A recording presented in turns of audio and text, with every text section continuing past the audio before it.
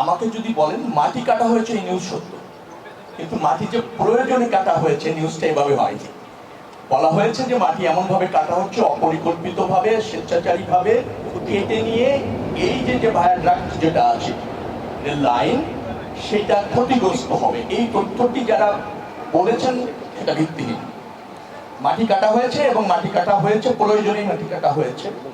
কারণ আপনারা ইতিমধ্যে জেনেছেন যে 16.76 কিলোমিটার ঢাকা থেকে মাওয়া পর্যন্ত এই ভায়াডাক্ট লাইন।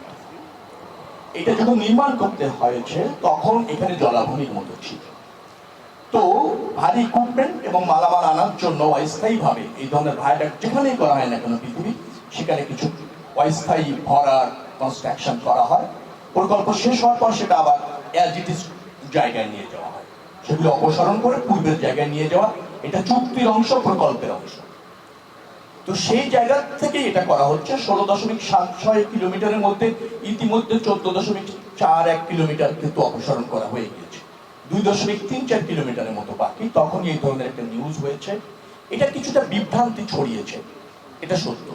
তবে কাজটি যে এই প্রকল্পেরই অংশ, এর সাথে ভায়াডাক্টের নিরাপত্তা হুমকিতে না, বরং নিরাপত্তা রক্ষার্থে এই কাজটা।